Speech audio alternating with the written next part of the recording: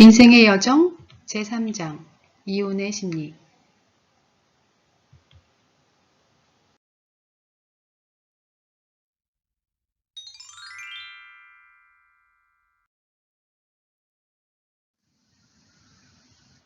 이혼을 하면 정말 많은 것들이 변화합니다. 특히 심리와 인간관계 그리고 성에 큰 변화가 발생하게 되는데요. 이들이 어떻게 변하고 또 변해야만 할까요?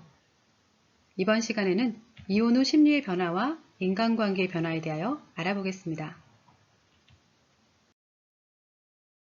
먼저 심리의 변화를 알아볼까요? 이혼을 하면 심리가 변하게 되고 또 변해야만 합니다. 이혼 후엔 이혼 심리로 전환하여 앞으로 이 이혼 심리로 인식하고 기억하고 표현하여야 건강한 심리로 살아갈 수 있는 것이죠. 결혼하고서도 연애 심리에 머물러 있으면 결혼 생활이 온통 스트레스와 상처인 것처럼 이혼하고서도 여전히 결혼 심리에 머물러 있으면 스트레스와 상처 속에서 살아갈 수밖에 없습니다. 올바른 이혼 심리로 전환하려면 이혼 후 어떤 변화들이 일어나는지를 정확히 알아야 할 텐데요. 이혼 심리의 핵심은 결혼으로 합쳐져 있던 마음이 분리되는 것입니다. 마음이 분리되면서 함께 추구하던 자아 실현은 사라지고 혼자만의 열정과 사랑이 만들어지는 것이 정상적인 이혼 심리의 작용입니다. 그런데 가치와 의미를 추구한 경험을 가지고 있던 이들은 이혼하여 사람으로 돌아가도 남자는 자신의 열정이 인생의 가치를 추구하는 것처럼 또 여자는 자신의 사랑이 삶의 의미를 추구하는 것처럼 느껴지곤 합니다. 그리고 그것으로 잠시 행복해지면 마치 자아 실현을 하는 것 같은 착각에 빠지게 되는데요. 이런 착각 속에서 열정과 사랑이 왜곡되고 그러다 이것이 차단되면 인생이 끝나는 것 같은 엄청난 좌절감을 느끼게 되죠. 가치와 의미는 함께 공존하는 인간관계 속에서만 추구할 수 있는 것이며 사람으로 살 때는 자기 즐거움과 행복만 있을 뿐입니다. 이혼하여 사람으로 사는데도 열정과 사랑으로 살지 않고 인간이 추구하는 가치와 의미를 내려놓지 못하면 스트레스와 상처 속에서 인간관계에 문제가 생기고 심리장애가 발생하게 됩니다.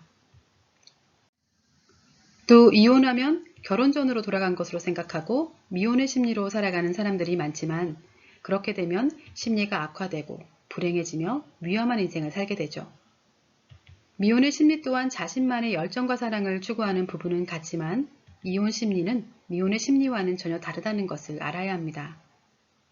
심리는 인식, 기억, 표현으로 이루어져 있으며 이혼 후에는 이 세 개의 심리가 결혼 전과는 모두 달라져 있으므로 이혼 심리와 미혼 심리는 다른 것이죠. 또 이혼하기까지 각자의 기억과 경험, 상황 등이 저마다 다 다르기에 이혼 심리는 개인마다 모두 다르게 형성될 수밖에 없습니다. 이혼 후에는 자신에게 맞는 이혼 심리로 살아야 앞으로 발생할 많은 스트레스와 상처를 예방하고 또 해결하는 능력을 가질 수 있습니다. 다음으로 인간관계의 변화에 대하여 알아볼까요? 심리가 변화하면 인간관계에도 변화가 일어나게 되고 이혼했으면 당연히 이혼 심리에 맞게끔 인간관계도 변해야만 하는데요. 이혼 후에도 변함없이 결혼 생활 때와 같은 인간관계를 유지하려고 하면 문제가 생기게 됩니다. 건강한 심리로 살아가려면 주변 사람들과의 인간관계를 이혼에 맞도록 변화해야 하고 자신이 그 변화를 이끌어 나가야 합니다. 그래야 나 자신도 내 자녀도 또 주변인들도 어려움을 겪지 않고 건강하고 행복하게 살아갈 수 있기 때문이죠. 이혼을 하면 인간이 아닌 독립된 사람으로 돌아가므로 주변의 모든 인간관계도 사람으로 전환됩니다.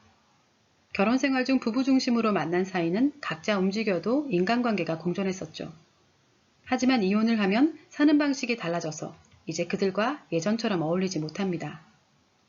그래서 이혼하면 결혼 생활 중 만들어진 인간관계뿐 아니라 심지어 부모나 형제자매 관계조차도 서로 행복의 위배가 되면 끊어지게 되고 이에 고립감과 단절감을 느끼게 됩니다. 보통 이혼한 사람 주변엔 이혼한 사람들이 많은데요. 이혼을 해서 자신만의 즐거움과 행복을 느끼며 사람으로 살면 주변에 모이는 사람들 대부분도 같은 부류이기 때문이죠. 이들은 자신을 위해 관계를 맺는 목적 관계이지 함께 마음을 나누는 인간관계의 개념이 아닙니다. 만일 이혼 후에도 전 배우자나 그 가족들 그리고 결혼 후의 인간관계를 예전 그대로 유지하려고 한다면 스스로 스트레스와 상처투성이가 되기 쉽습니다.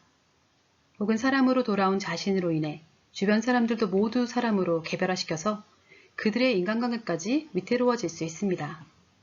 또한 자신은 편안하고 좋지만 내 심리 상태로 인해 자녀를 포함한 주변 사람들이 불행해지는 경우도 흔하게 발생하죠. 이것이 바로 사람은 사람끼리, 인간은 인간끼리 살아야 하는 이유인 것입니다. 이렇듯 이혼 후의 관계에 대하여 정확히 알아야 하는데요. 예를 들면 이혼을 했더라도 자신의 즐거움과 행복을 위해서는 연애가 필요합니다. 그런데 약속도 신뢰도 없는 연애관계에서 마치 결혼한 것처럼 행동하는 사람들도 의외로 많습니다. 하지만 이혼의 심리를 정확하게 알면 상대도 나도 목적관계로만 존재하게 됩니다. 상대에게 10을 줬다면 10만큼만 되돌려받으면 되는 것이죠. 사람으로 돌아왔기 때문에 자아실현을 할 필요가 없이 자신만 행복하면 되는 것인데요. 그런데 상대를 만나도 즐겁지도 행복하지도 않다면 연애는 지속될 이유가 없고 상대를 위해 헌신할 수도 없는 것입니다.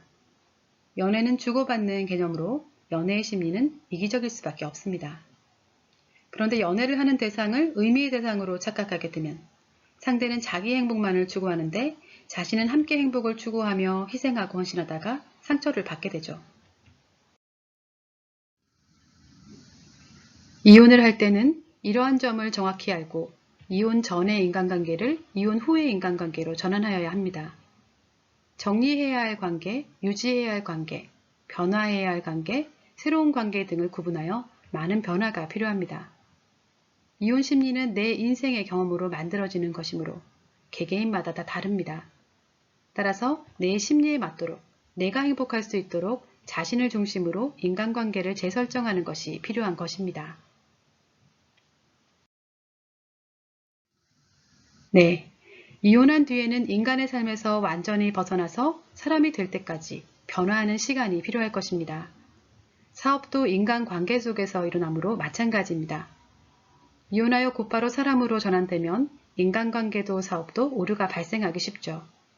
그래서 이혼 후 곧바로 사업을 확대하는 등 무언가 새로 시작하려는 것은 잠시 멈추는 편이 좋습니다.